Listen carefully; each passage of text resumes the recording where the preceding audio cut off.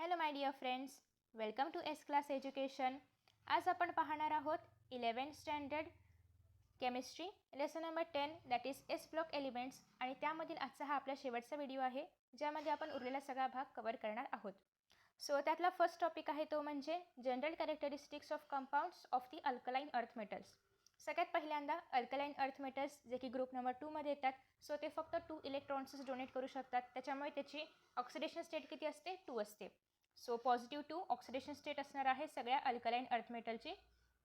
Next असं आहे की ऑब्वियसली ते मेटल्स आहेत, त्याच्यामुळे ते जेव्हा इलेक्ट्रॉन्स डोनेट करणार तर ते कुठले बॉन्ड्स तयार करणार? आयोनिक बॉन्ड्स तयार करणार. सो हे जे अल्कलाइन अर्थ मेटल्स असतात ते प्रिडॉमिनंटली आयोनिक बॉन्ड्स तयार करतात. एक्सेप्ट आता या ठिकाणी एक्सेप्शन काय असणार आहे? फर्स्ट एलिमेंट जो की आहे beryllium. Beryllium mostly covalent bonds तयार करतो, बट बेरिलियम वगळता बाकी जे काही उरलेले एलिमेंट्स आहेत ते सगळे आयोनिक बॉन्ड तयार करतात. सो प्रिडॉमिनंटली हे लोक आयोनिक बॉन्ड तयार करतात. 2 कॅरेक्टरिस्टिक्स झाले. पण त्यांचे जे आयोनिक बॉन्ड्स आहेत तर थोडेसे कमी आयोनिक असतात comparatively to the alkali metals. Obviously alkali metals first ग्रुपमध्ये येतात, अट्रॅक्शन जास्त आहे. अल्कलाइन अर्थ मेटल्स सेकंड ग्रुपमध्ये आहेत, अट्रॅक्शन कमी आहे आणि त्याच्यामुळे हा फरक पडतो. आफ्टर दॅट नेक्स्ट आहे again alkaline earth मेटल्सची size alkali मेटल्सपेक्षा छोटी आहे. सो हे सगळी कारणं आहेत या आयोनिक स्ट्रक्चरसाठी, आयोनिक नेचरसाठी. नेक्स्ट आहे the oxides and other compounds of beryllium and magnesium are more covalent than those formed by heavier and large sized members, that is calcium, strontium आणि बॅरियम. म्हणजेच काय? तर बेरिलियम आणि मॅग्नेशियम हे जे बॉन्ड्स किंवा compounds तयार करतात तर ते मोस्टली कोव्हॅलंट असतात. बट कॅल्शियम, स्ट्रॉन्शियम आणि बॅरियम हे जे कंपाऊंड्स तयार करतात तर ते मात्र आयोनिक असतात, का तर ते ऑब्वियसली हेवियर मेटल्स आहेत त्याच्यामुळे. आणि अगेन त्याची साईज वगैरे या सगळ्या गोष्टी याच्यामध्ये मॅटर करतात. So the general characteristics of some of the compounds of alkali earth metals are described below. So first आहे ऑक्साइड्स आणि हायड्रॉक्साइड्स. ऑक्साइड्स जसे की तुम्हाला सगळ्यांना माहिती आहे, जेव्हा मेटल्स ऑक्सिजनसोबत रिॲक्ट करणार आहेत तेव्हा त्यापासून मेटल ऑक्साइड्स तयार होणार आहेत. आणि जेव्हा हे मेटल ऑक्साइड्स वॉटरसोबत रिॲक्ट करणार किंवा त्यांना आपण हायड्रोलाइज करणार तर तेव्हा ते मेटल हायड्रॉक्साइड्स तयार करणार. ओके. सो आता the alkali metals burn in oxygen to form monoxide, म्हणजेच ज्याला आपण एम म्हणजे काय? अल्कली अर्थ मेटलमधला कुठलाही मेटल आणि ऑक्साईडसाठी ओ. एक्सेप्ट BeO म्हणजेच बेरिलियम ऑक्साईड सोडून इतर सगळे जे आहेत तर ते मोनोऑक्साईडचा फॉर्म तयार करतात. तर BeO काय तयार करणार आहे? BeO रॉक सॉल्ट स्ट्रक्चर तयार करतं आणि ते कोव्हॅलंट म्हणजे त्याचं नेचर कसं आहे? कोव्हॅलंट आहे. The enthalpies of formation of these oxides are quite high and consequently they are very stable to heat. Beryllium oxide is amphoteric. So beryllium oxide कसे आहेत? ॲम्फोथेरिक. बाकी सगळे ऑक्साईड्स हे आयोनिक असतात, म्हणजेच बेसिक असतात. बट जे बेरिलियम ऑक्साईड आहे तर ते ॲम्फोथेरिक आहे, ते ॲसिडसोबत पण रिॲक्ट करू शकतं, बेससोबत पण रिॲक्ट करू शकतं. सो ही आहे जनरल रिॲक्शन. जर वॉटरसोबत रिॲक्ट केले तर हायड्रॉक्साइड्स कसे तयार होतील याची. सो नेक्स्ट आहे the solubility, thermal stability and the basic character of these hydroxides increase with increase in the atomic number. So जसं आपण डाऊन दी ग्रुप जाणार आहोत म्हणजे मॅग्नेशियमपासून बेरियमपर्यंत आपण या ठिकाणी बरोबर करेक्ट. मॅग्नेशियमपासून बेरियमपर्यंत आपण या ठिकाणी बेरिलियमला नाही घेणार आहोत, कारण बेरिलियम काय तयार करणार आहे? कोव्हॅलंट नेचर तयार करणार आहे. बट आपण या ठिकाणी सुरुवात करणार आहोत मॅग्नेशियम टू बॅरियमपर्यंत. सो मॅग्नेशियम टू बॅरियम आपण जसं खाली जात जाऊ तसं सॉलिबिलिटी असेल किंवा थर्मल स्टेबिलिटी असेल किंवा बेसिक कॅरेक्टर असेल तर ते इन्क्रीज होत जाणार आहे. हायड्रॉक्साईड फॉर्ममध्ये आपण पाहतोय. So the alkaline earth metal hydroxides are however less basic and less soluble than alkali metal hydroxides. Again आपण या ठिकाणी फर्स्ट ग्रुप आणि सेकंड ग्रुप यांच्यामध्ये कंपॅरिझन करतोय. बेरिलियम हायड्रॉक्साईड ॲम्फोथेरिक आहे. सो त्याच्या 2 रिॲक्शन होतात, एकतर बेसिकसोबत म्हणजे एकतर बेसिक रिॲक्शन आणि दुसरी म्हणजे ॲसिडिक रिॲक्शन. ओके, किंवा अल्कलाइन रिॲक्शन आणि ॲसिडिक रिॲक्शन. नेक्स्ट आहे हॅलाइड्स. हॅलाइड्स म्हणजे काय? कोणताही मेटल जेव्हा हॅलोजनसोबत रिॲक्शन दाखवणार आहे तेव्हा जे तयार होतात त्याला आपण मेटल हॅलाइड्स म्हणतो. So except again beryllium halide, all other halides of alkaline earth metals are ionic in nature. सगळे हॅलाइड्स आयोनिक असतात except beryllium halide. Beryllium halides are obviously covalent असणार आहेत आणि ते ऑर्गॅनिक सॉल्व्हेंट्समध्ये इझिली सॉल्युबल असणार आहेत. त्याचं स्ट्रक्चर तुम्ही या ठिकाणी पाहू शकता. ओके, एक बेरिलियम 2 क्लोरीनसोबत अटॅच आहे, एक बेरिलियम 2 क्लोरीनसोबत अटॅच आहे. अगेन या ठिकाणी बॉन्ड तयार करण्यासाठी आपण एक चेनसारखी स्ट्रक्चर किंवा स्प्रिंगसारखी स्ट्रक्चर आपल्याला या ठिकाणी पाहायला मिळणार आहे. चेन स्ट्रक्चर बोलूया आपण याला. चेन स्ट्रक्चर आपल्याला या ठिकाणी पाहायला मिळणार आहे. नेक्स्ट आहे in the vapour phase BeCl2 tends to form a chloro bridge dimer which dissociate into the linear monomer at high temperature of the order of 1200 Kelvin. So vapour फेजमध्ये हे जे BeCl2 आहे यांच्यामध्ये क्लोरो ब्रिज्ड डायमर म्हणजेच या ठिकाणी तुम्हाला एक ब्रिजसारखं स्ट्रक्चर पाहायला मिळते. अशा पद्धतीने क्लोरो ब्रिज्ड डायमर्स तयार होतात आणि हे डिसोसिएट होतात हीट दिल्यानंतर. किती हीट द्यावी लागणार आहे? 1200 केल्विन हीट दिल्यानंतर ते डिसोसिएट होतात आणि त्या डायमरचा मोनोमर्स तयार होतात. ओके, कुठे गेलं? हां, आफ्टर दॅट नेक्स्ट आहे the tendency to form halide hydrates gradually increases from magnesium to barium. So tendency to form halide hydrates म्हणजे काय? हेलाइड आणि त्यासोबत वॉटरचे किती मॉलिक्युल्स आहेत ते डिक्रीज होतं फ्रॉम मॅग्नेशियम टू बेरिलियम. मग मॅग्नेशियम क्लोराईडसोबत 8 वॉटर मॉलिक्युल्स असणार आहेत, कॅल्शियम क्लोराईडसोबत 6 वॉटर मॉलिक्युल्स, स्ट्रॉन्शियम क्लोराईडसोबत 6 वॉटर मॉलिक्युल्स, बेरियमसोबत 2 वॉटर मॉलिक्युल्स. तर अशा पद्धतीने डाऊन द ग्रुप जे आहे तर ते डिक्रीज आपल्याला म्हणजे खाली गेलेलं पाहायला मिळते, आपल्याला डिक्रीज झालेलं पाहायला मिळते. So the dehydration of hydrated chlorides, bromides आणि iodines of calcium, strontium and barium can be achieved on heating. However, the corresponding hydrated halides of barium and magnesium on heating suffer hydrolysis.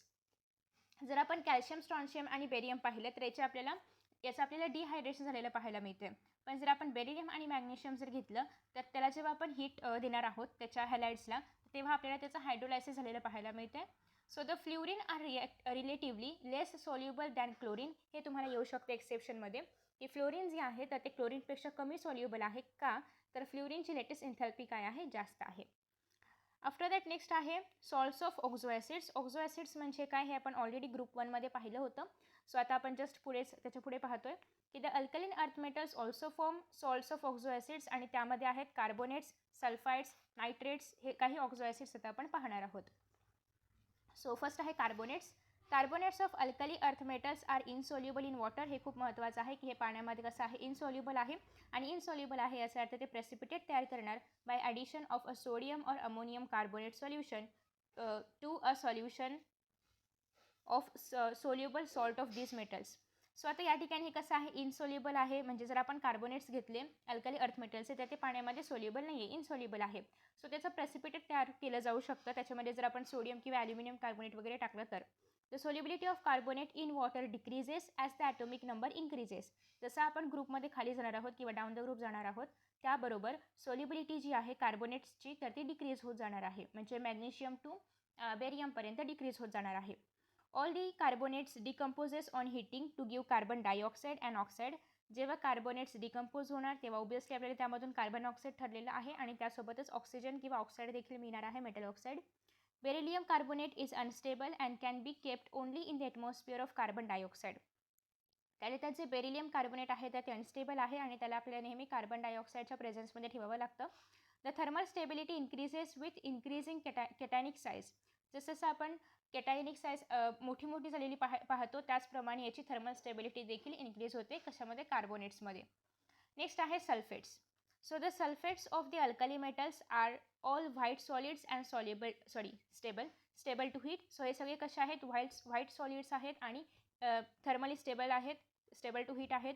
Beryllium sulphate असेल किंवा magnesium sulphate असेल are readily soluble in water. पटकन वॉटरसोबत react करणार आहे, पटकन वॉटरमध्ये soluble होणार आहे किंवा डिझॉल्व्ह होणार आहे.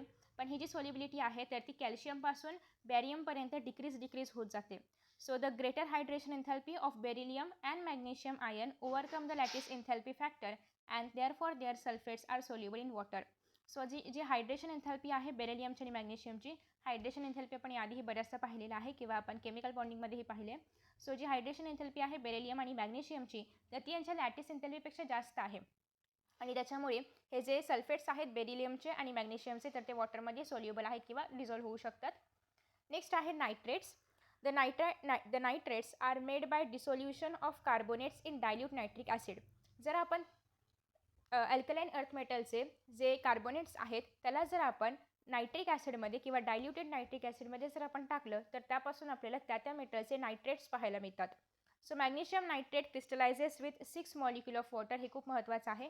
आपण जर पाहिलं तर मॅग्नेशियम नायट्रेट जसं की आपण मगाशी मॅग्नेशियम क्लोराईड पाहिलं होतं 8 मॉलिक्युल्स ऑफ वॉटरसोबत असोसिएट झालं होतं. तर त्याच पद्धतीने या ठिकाणी आपल्याला मॅग्नेशियम नायट्रेट 6 वॉटर मॉलिक्युल्ससोबत पाहायला मिळणार आहे. आणि बेरियम नायट्रेट जे आहे तर ते एनहायड्रस आहे म्हणजे त्याच्यामध्ये वॉटर मॉलिक्यूल नाही आहे कोणतंही. So this again shows a decreasing tendency to form hydrates with increasing size and decreasing hydration enthalpy. So down the group size increase होते, down the group hydration decrease होतं, hydration enthalpy decrease होते आणि त्यामुळे या ठिकाणी आपल्याला hydrates तयार करण्याची टेंडन्सी कमी होताना पाहायला मिळते down the group. So all of them decomposes on heating to give oxide like lithium nitrate. So for example आपण या ठिकाणी लिथियम नायट्रेट जसं मागच्या ग्रुप 1मध्ये पाहिलं होतं त्याचप्रमाणे या ग्रुपमध्ये देखील जे मेटल नायट्रेट्स तयार झालेले आहेत त्या ते डिकम्पोज होतात आणि त्यापासून त्या मेटलचे ऑक्साईड्स आपल्याला पाहायला मिळतात. सो रिॲक्शन तुम्ही या ठिकाणी पाहू शकता. हे आहेत आपले मेटल नायट्रेट्स, हे डिकम्पोज होणार आहेत, त्यापासून त्या मेटलचा ऑक्साईड प्लस NO2चा फॉर्म आणि O2 फॉर्म आपल्याला पाहायला मिळणार आहे. सो या ठिकाणी मेटल ग्रुप 2 मधला कोणताही मेटल असू शकतो. तुम्ही जर नीटची तयारी करत असाल तर अनअकॅडमीतर्फे बरेचशा ऑफर्स आहेत. फॉर एक्झाम्पल तुम्हाला जर या ठिकाणी सबस्क्रिप्शन घेतलं तर तुम्हाला 1 इयरच्या सबस्क्रिप्शनवरती किंवा त्यापेक्षा मोठ्या सबस्क्रिप्शनवरती 6 मंथचं फ्री एक्सटेन्शन मिळणार आहे. तसंही तुम्हाला वापरायचा आहे सुहानी 10 हा कोड, किंवा तुम्ही डिस्क्रिप्शन बॉक्समध्ये दिलेल्या लिंकवरती पण क्लिक करू शकता. त्यासोबतच तुम्ही जर 3 मंथ किंवा 6 मंथ सबस्क्रिप्शन घेतलं तर तुम्हाला या ठिकाणी 33% ऑफ मिळणार आहे आणि ही ऑफर फक्त 28 फेबपर्यंत म्हणजे आजपर्यंतच आहे. अगेन या ठिकाणी तुम्हाला आपला नेहमीचाच सुहानी 10 हा कोड वापरायचा आहे to get the offer. After that next आहे ते म्हणजे नवीन बॅचेस सुरू होत आहेत. प्रतिभा बॅच आहे 2022साठी 2 मार्चपासून स्टार्ट होते. दुसरी बॅच आहे ती म्हणजे स्कॉलर्स बॅच अगेन 2023साठी आहे, जी की 2 मार्चपासून स्टार्ट होते. त्यासोबतच 1-to-1 डाऊट सॉल्विंग प्रोग्राम्स आहेत. तुम्हाला जर याच्यामध्ये पार्टिसिपेट व्हायचं असेल तर तुम्ही सेशन बुक करू शकता. अगेन याचे लिंक्स पण तुम्हाला खाली डिस्क्रिप्शन बॉक्समध्ये पाहायला मिळतील. सो तुमचे डाऊट्स कितीही सिली असले तरीही तुम्ही ते डाऊट्स या ठिकाणी विचारू शकता. सो त्यासोबतच अशा पद्धतीने अनअकॅडमीवरती तुम्हाला 10,000 क्वेश्चनची टेस्ट सिरीज देखील पाहायला मिळेल. याच्याही लिंक्स तुम्हाला डिस्क्रिप्शन बॉक्समध्ये पाहायला मिळतील. सो तुम्ही जर जॉईन करणार असाल तर तुम्ही सुहानी 10 हा कोड वापरू शकता. त्यासोबतच तुम्ही तुमचं डाऊट सॉल्विंग सेशन बुक करू शकता, ज्यामध्ये तुम्हाला ऑडिओ कॉलद्वारे लाईव्ह तुमचे डाऊट सॉल्व करून दिले जातील आणि या ठिकाणी तुम्हाला बुक युअर सेशन जे ऑप्शन आहे ते तुम्ही तुमच्या लँग्वेजमध्ये देखील बुक करू शकता. So thank you so much. After that next आहे anomalous behaviour of beryllium. Beryllium, the first member of group 2 metals, shows anomalous behavior as compared to magnesium and rest of the members. So beryllium थोडासा वेगळ्या properties दाखवतो. Obviously तो त्या ग्रुपमधला first element आहे, त्याच्यामुळे त्याच्या properties थोड्याशा वेगळ्या आहेत. आणि सोबतच बेरिलियम ॲल्युमिनियमसोबत डायगोनल रिलेशन दाखवतो. Beryllium has exceptionally small atomic and ionic size and thus do not compare well with other members of the group. So as you know की पहिला जो एलिमेंट असतो त्या ग्रुपमधला त्याची साईज खूप लहान असते, आयोनायझेशन एन्थॅल्पी खूप मोठी असते. सो या सगळ्या गोष्टी बाकीच्या एलिमेंट्सपेक्षा वेगळ्या आहेत. Beryllium does not exhibit coordination number more than 4 as in its valence shell there are only 4 orbitals. So beryllium कधीही 4पेक्षा जास्त बॉन्ड्स तयार करू शकत नाही, कारण बेरिलियमच्या बॅलन्स शेलमध्ये फक्त 4 इलेक्ट्रॉन्स आहेत.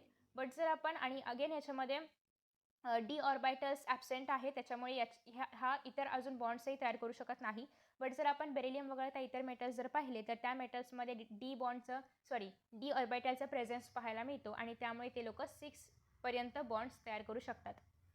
सो नेक्स्ट आहे त्यांच्या आउटरमोस्ट शेलमध्ये 6 व्हॅलेन्स इलेक्ट्रॉन आहेत.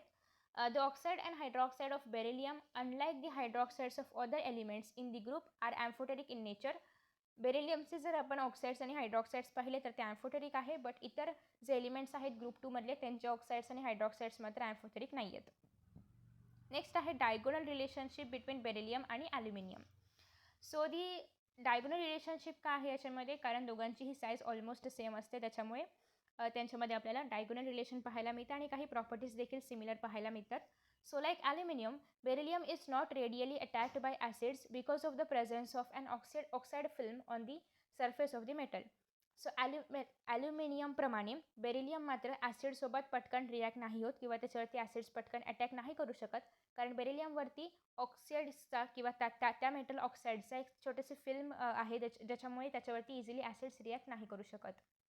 नेक्स्ट आहे beryllium hydroxide dissolves in excess of alkali to give a beryllate ion. त्याचप्रमाणे ॲल्युमिनियम हायड्रॉक्साईड देखील एक्सेस ऑफ अल्कली सबस्टन्सेस असतील तरीही त्याच्यामध्ये डिझॉल्व्ह होतं आणि त्यापासून आपल्याला ॲल्युमिनेट आयन मिळतो. इतर मेटल्स असं नाही करत. नेक्स्ट आहे the chlorides of both beryllium and aluminium have Cl- bridged chloride structure in vapour phase. आपण हे स्ट्रक्चर मगाशी या ठिकाणी पाहिलेलं होतं. सो आफ्टर दॅट नेक्स्ट आहे both the chlorides are soluble in organic solvents and are strong Lewis acids. जेही या ग्रुपमध्ये आहेत ते मोस्टली सगळे स्ट्रॉंग लुईस ॲसिड्स आहेत आणि हे दोन जे आहेत म्हणजेच आपलं ॲल्युमिनियम आणि बेरियम यांचे जे क्लोराइड्स आहेत तर ते वॉटरमध्ये किंवा ऑर्गॅनिक सॉल्वंट्समध्ये इझिली सोल्युबल आहेत. They are used as Friedel Crafts catalyst. So ते फ्रिडल क्राफ्ट कॅटलिस्ट म्हणून देखील वापरले जातात. नेक्स्ट आहे beryllium and aluminium ion have strong tendency to form complexes. So हे खूप मोठ्या प्रमाणामध्ये कॉम्प्लेक्स स्ट्रक्चर्स तयार करतात. त्याचे एक्झाम्पल्स आहेत BeF4 2- आणि AlF6 3-. सो आता आपण कॅल्शियमचे काही इम्पॉर्टंट कंपाऊंड्स पाहणार आहोत. जसं की मागच्या व्हिडिओमध्ये आपण सोडियमचे काही इम्पॉर्टंट कंपाऊंड्स पाहिले होते. सो कॅल्शियमचे कंपाऊंड्स आहेत कॅल्शियम ऑक्साईड, जेव्हा ते ऑक्सिजनसोबत रिॲक्ट करणार आहे तेव्हा. पण त्याचं प्रिपरेशन कसं आहे ते आपण याच्यामध्ये पाहणार आहोत. नेक्स्ट आहे calcium hydroxide, calcium sulphate, calcium carbonate आणि ॲट दी एंड आहे ते म्हणजे सिमेंट. सो हे काही इम्पॉर्टंट कंपाऊंड्स आहेत कॅल्शियमचे. फर्स्ट ऑफ ऑल आपण पाहणार आहोत कॅल्शियम ऑक्साईड, यालाच क्विक लाईम असंही म्हणतात. So it is prepared on a commercial scale by heating limestone. Limestone म्हणजे कॅल्शियम कार्बोनेट. जर आपण कॅल्शियम कार्बोनेटला हीट केलं तर त्यापासून आपल्याला कॅल्शियम ऑक्साईड आणि कार्बन डायऑक्साईड मिळणार आहे. टेम्परेचर असलं पाहिजे साधारणतः 1070 to 1270 केल्विन. सो यालाच आपण डिकम्पोजिशन रिॲक्शन असंही म्हणू शकतो, कारण एक रिॲक्टंट आहे आणि त्यापासून 2 प्रोडक्ट तयार होत आहेत. Okay. So next, the carbon dioxide is removed as soon as it is produced to enable the reaction to proceed to completion. So जशी की या ठिकाणी रिॲक्शन झाली, आपल्याला फक्त क्विक लाईम पाहिजे, पण सोबत कार्बन डायऑक्साईडही तयार झाला आहे. सो याला आपण इझिली रिॲक्शन नंतर रिमूव्ह करू शकतो आणि फक्त क्विक लाईम आपल्याला या ठिकाणी इथून मिळू शकतं. आफ्टर दॅट नेक्स्ट आहे calcium oxide is a white amorphous solid. हे व्हाईट कलरचं आहे. ॲमॉर्फस म्हणजे काय, ज्याला शेप नाही आहे. क्रिस्टलाईनच्या अपोजिट. क्रिस्टलाईन म्हणजे कसं एक प्रॉपर शेप असतो, तर त्याप्रमाणे ॲमॉर्फस याच्या अपोजिट आहे. नेक्स्ट आहे it has a melting point of 2870 kelvin, जो की खूप जास्त आहे. On exposure to atmosphere it absorbs moisture and carbon dioxide. जर आपण याला असंच ॲटमॉस्फिअरमध्ये ठेवलं, काही कवर वगैरे न करता असंच जर आपण खुल्यावरती ठेवलं, तर हे अगेन एन्व्हायरमेंटमध्ये किंवा ॲटमॉस्फिअरमध्ये जे काही मॉइश्चर आणि कार्बन डायऑक्साईड असेल तर ते अगेन ॲब्झॉर्ब करणार आणि त्यापासून हे परत कॅल्शियम कार्बोनेट तयार करतं. याच्या रिॲक्शन्स तुम्ही या ठिकाणी पाहू शकता. जर एन्व्हायरमेंटमधलं मॉइश्चर त्याने ॲब्झॉर्ब केलं तर ते या ठिकाणी कॅल्शियम हायड्रॉक्साईड तयार करणार आहे आणि जर एन्व्हायरमेंटमधलं कार्बन डायऑक्साईड त्याने ॲब्झॉर्ब केलं तर ते कॅल्शियम कार्बोनेट तयार करणार आहे. सो अगेन परत आपल्याला याला हीट करावं लागेल. याच्यापासून परत आपल्याला कॅल्शियम ऑक्साईड आणि कार्बन डायऑक्साईड मिळणार आहे. सो ही रिव्हर्सिबल रिॲक्शन आहे. In addition of limited amount of water breaks the lump of lime and this process is called as slaking of lime. Quick lime slaked with soda gives solid soda lime. जर आपण quick लाईमला slack केलं कोणासोबत, सोडासोबत, तर आपल्याला काय मिळणार आहे, सोडा lime मिळणार आहे. आणि हे जे कॅल्शियम ऑक्साईड आहे हे बेसिक ऑक्साईड आहे. It combines with acidic oxide at high temperature. So या ठिकाणी ॲज अ ॲसिडिक ऑक्साईड म्हणून सिलिका ऑक्साईड घेतलेला आहे आणि या ठिकाणी तुम्हाला पाहायला मिळते फॉस्फरस ऑक्साईड. नेक्स्ट आहे युजेस काय आहेत. एकतर हे कन्स्ट्रक्शन मटेरियलमध्ये वगैरे वापरलं जातं, त्यासोबतच म्हणजे सिमेंट वगैरे तयार करण्यासाठी. त्यासोबतच हे अल्कलीचं एक अल्कलीज ग्रुपमधला एक चिपेस्ट फॉर्म आहे. चिपेस्ट फॉर्म ऑफ अल्कली आहे. कॉस्टिक सोडा असेल किंवा सोडियम कार्बोनेट असेल याच्या फॉर्मेशनसाठी हे वापरलं जातं. त्यासोबतच शुगर प्युरिफिकेशन असेल किंवा डायस्टफ्स वगैरे तयार करण्यासाठीही हे वापरलं जातं. नेक्स्ट आहे कॅल्शियम हायड्रॉक्साईड, जे की आपल्याला या रिॲक्शनमधूनही मिळालं होतं. सो कॅल्शियम हायड्रॉक्साईडलाच आपण स्लेक लाईम असं म्हणतो. Calcium hydroxide is prepared by adding water to quick lime. जर आपण क्विक लाईममध्ये म्हणजे याच्यामध्ये कॅल्शियम ऑक्साईडमध्ये जर आपण पाणी ॲड केलं तरीही आपल्याला या ठिकाणी कॅल्शियम हायड्रॉक्साईड मिळणार आहे. So it is white, again amorphous पावडरसारखं स्ट्रक्चर आहे. वॉटरमध्ये सॉल्युबल आहे. द ॲक्वियस सोल्युशन, आता याचं जे ॲक्वियस सोल्युशन तयार होईल वॉटरमध्ये डिझॉल्व्ह झाल्यानंतर त्याला आपण म्हणणार आहोत लाईम वॉटर. आणि जे सस्पेन्शन तयार होतं स्लेक लाईमचं, याला आपण म्हणणार आहोत मिल्क ऑफ लाईम. हे खूप महत्त्वाचं, थोडंसं कन्फ्युजिंग आहे. जर फक्त ॲक्वियस सोल्युशन आपण घेतलं तर ते असणार आहे लाईम वॉटर आणि जर आपण सस्पेन्शन घेणार आहोत तर ते असणार आहे milk of lime. So when carbon dioxide is passed through lime water it turns milky due to the formation of calcium carbonate. जर आपण कॅल्शियम हायड्रॉक्साईडमध्ये कार्बन डायऑक्साईड ॲड केलं किंवा पासआउट केलं तर त्यापासून कॅल्शियम कार्बोनेट तयार होणार आहे आणि water. As we have seen की कॅल्शियम कार्बोनेट व्हाईटिश कलरचं आहे किंवा मिल्किश कलरचं आहे, त्याच्यामुळे हे सोल्युशन आपल्याला मिल्किश पाहायला मिळतं. On passing excess of carbon dioxide the precipitate dissolves to form calcium hydrogen carbonate.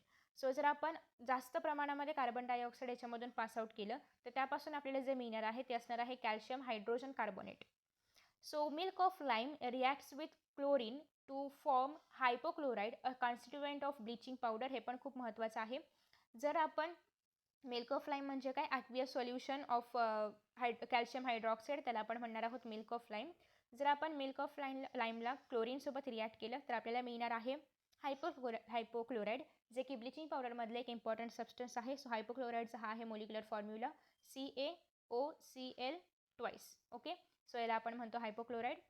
Uses काय काय आहेत तर हे अगेन बिल्डिंग पर्पजमध्ये वापरलं जातं, मोर्टारमध्ये टाकलं जातं. मोर्टारमध्ये it is used in white wash due to its disinfectant nature. So हे डिसइन्फेक्टंट आहे. It is used in glass making, tanning industry, preparation of bleaching आपण आत्ताच पाहिलं. त्याच्यामध्ये जे हायपोक्लोराईड जो मेन घटक आहे ब्लिचिंग पावडरमधला तोही याच पद्धतीने कॅल्शियम हायड्रॉक्साईडच्या हेल्पने बनवला जातो. आणि again purification of sugar.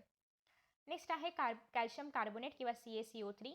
CaCO3 कसं तयार होतं आणि त्यापासून कॅल्शियम ऑक्साईड कसं तयार होतं हे आपण याच्या आधी पाहिले. सो आता आपण CaCO3 कसं तयार होतं हे पाहूया. अगेन जर आपण कॅल्शियम ऑक्साईडमध्ये जर आपण कार्बन डायऑक्साईड टाकलं तर त्यापासूनही आपल्याला CaCO3 मिळणार आहे. So calcium carbonate occurs in nature in several forms like limestone असेल, चॉक असेल, मार्बल, या सगळ्यामध्ये आपल्याला बेसिकली कॅल्शियम कार्बोनेट पाहायला मिळतं. It can be prepared by passing carbon dioxide through slaked lime or by addition of sodium carbonate to calcium chloride. So याचे 2-3 methods आहेत हे फॉर्म करण्याचे. एकतर पहिलं असं आहे की कॅल्शियम हायड्रॉक्साईड म्हणजे ज्याला आपण स्लेक्ट लाईम म्हणतो, याच्यामध्ये जर आपण कार्बन डायऑक्साईड टाकलं तर यापासूनही आपल्याला कॅल्शियम कार्बोनेट आणि वॉटर पाहायला मिळणार आहे. त्यासोबतच जर आपण कॅल्शियम क्लोराईड आणि सोडियम कार्बोनेट ॲड केलं तर त्यापासूनही आपल्याला कॅल्शियम कार्बोनेट आणि 2NaCl पाहायला मिळणार आहे. So excess of carbon dioxide should be avoided since this leads to the formation of water soluble calcium hydrogen carbonate. So इथे जे आपण कार्बन डायऑक्साईड वापरणार आहोत तर ते लिमिटेड किंवा ॲप्रोप्रिएट अमाऊंटमध्ये असायला पाहिजे. जर ते जास्त झालं तर त्यापासून अगेन कॅल्शियम हायड्रोजन कार्बोनेट तयार होणार आहे, जे की आपल्याला नको आहे कारण ते वॉटरमध्ये सॉल्युबल आहे. Okay, so we don't want that. Next आहे calcium carbonate is a white fluffy powder. It is almost insoluble in water. आणि जर आपण याच्यामध्ये कार्बन डायऑक्साईड एक्स्ट्रा टाकलं तर ते सॉल्युबल होतं. सो त्याच्या प्रॉपर्टीज बदलू शकतात आणि त्याच्यामुळे आपल्याला त्याच्यामध्ये एका प्रॉपर अमाऊंटमध्येच कार्बन डायऑक्साईड ॲड करायचं आहे. कशामध्ये? कॅल्शियम हायड्रॉक्साईडमध्ये to get calcium carbonate. So when heated at around 1200 kelvin it decomposes आणि याच्यामधून कार्बन डायऑक्साईड बाहेर पडणार आहे आणि again we will get calcium oxide. So it reacts with dilute acid to liberate carbon dioxide. So जर आपण या ठिकाणी पाहिलं की तर कॅल्शियम कार्बोनेट डायल्यूट ॲसिडसोबत मग ते HCl असो किंवा H2SO4 असो यांच्यासोबत रिॲक्शन करतात आणि यापासून कार्बन डायऑक्साईड लिबरेट होणार आहे.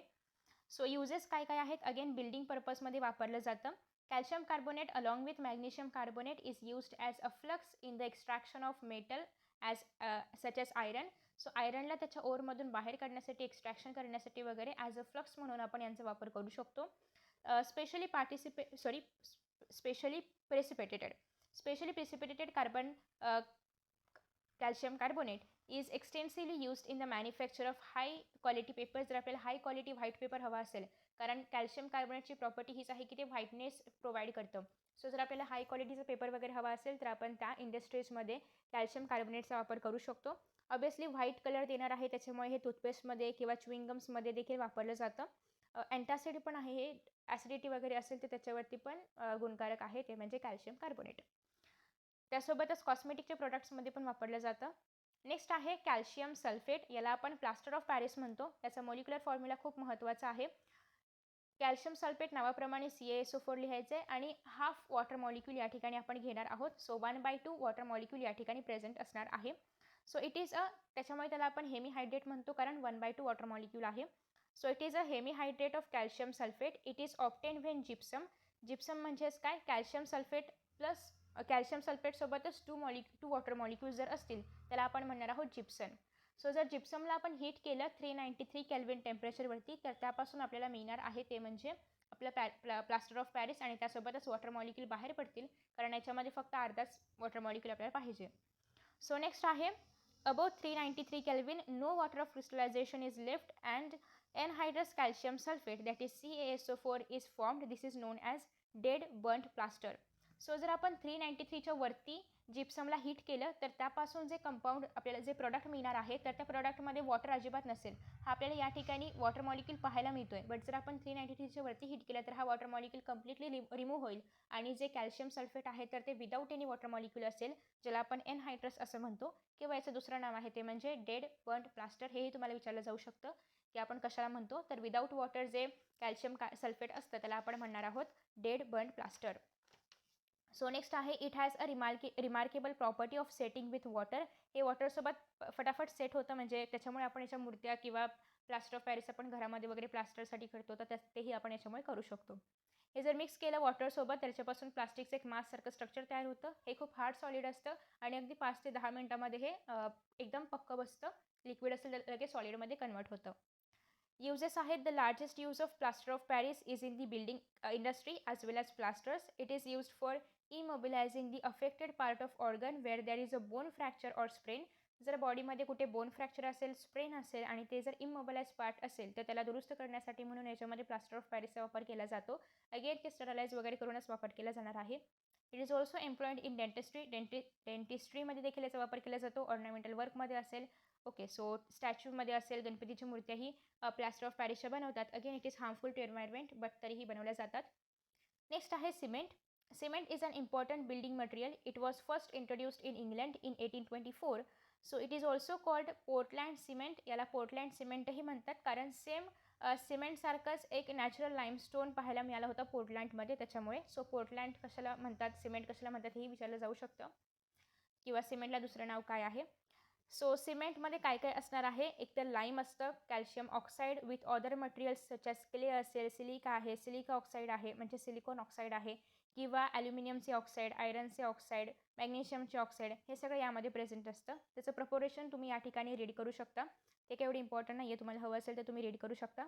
आता आपण सेटिंग ऑफ सिमेंट पाहूया. So when mixed with water the setting of cement takes place to give a hard mass. Obviously cement आपण कन्स्ट्रक्शनमध्ये वापरतो, बिल्डिंग कन्स्ट्रक्शन वगैरे यामध्ये. सो जेव्हा ते पाण्यामध्ये टाकलं जातं अलॉंग विथ थोडंसं ते जे रेती वगैरे असते त्याच्यासोबत, तर ते खूप छान असं हार्ड मास तयार होतं लाईक प्लास्टर ऑफ पॅरिससारखं. This is due to hydration of the molecules of constituent and their rearrangement. The purpose of adding gypsum, याच्यामध्ये जिप्समही टाकलं जातं. रिझन त्याच्यामागचं हे आहे की थोडंसं सिमेंट पटकन घट्ट होतं, तर ते अप्लाय करेपर्यंत थोडासा वेळ त्याला लागतो. तर तेवढ्या वेळेमध्ये ते पटकन घट्ट होऊ नये यासाठी याच्यामध्ये जिप्सम ॲड केलं जातं, कारण जिप्सममध्ये 2 मॉलिक्युल्स ऑफ वॉटर थोडं एक्स्ट्रा आहे. सो युजेस असा आहे की cement has become a commodity of national necessity for any country next to iron and steel, कारण ते रिक्वायर्ड आहे प्रत्येक कोणत्याही कन्स्ट्रक्शनसाठी. It is used in concrete and reinforced concrete, in plastering and in construction of bridge, dams, buildings etcetera. So हे तर तुम्हाला सगळ्यांना माहिती होतंच.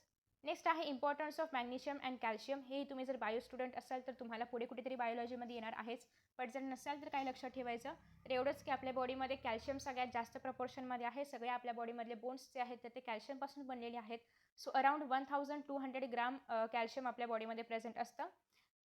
कंपॅरिझन आपण करतोय विथ कंपॅरेटिव्हली जर आपण पाहिलं तर मॅग्नेशियम फक्त 25 ग्राम आहे. तेच जर आपण पाहिलं तर ह्युमन बॉडीमधले 99% बोन्स जे आहेत तर ते पूर्ण कॅल्शियमपासून बनलेले आहेत. आणि इतर अनेक बॉडीमधल्या कामांसाठी म्हणा किंवा ATP वगैरे या सगळ्यासाठी मॅग्नेशियम ॲज अ को फॅक्टर आहे. ATP in phosphate transfer require magnesium as दी को फॅक्टर. एन्झाईमसाठी वगैरे मॅग्नेशियमचा वापर केला जातो. अगेन तुम्ही जर फिजिओलॉजीमध्ये वगैरे पाहिलं तर त्यामध्येही याच्याबद्दल तुम्हाला अजून काही रिलेटिव्ह नॉलेज मिळेलच. सो बस याच्यामध्ये जास्त काही नाही आहे, फक्त एवढंच की आपल्या बॉडीमध्ये it is maintain by 2 hormones, that is calcitonin आणि पॅराथायरॉइड हॉर्मोन. तुम्ही हे पण हवं तर लक्षात ठेवू शकता, but it's okay. It is म्हणजे कॅल्शियम. हां, सो इट इज ओके. हे एवढं बाद झालं. सो आय होप की तुम्हाला आजचा व्हिडिओ आवडला असेल. Thank you so much for watching this video. See you in the next video. Bye bye.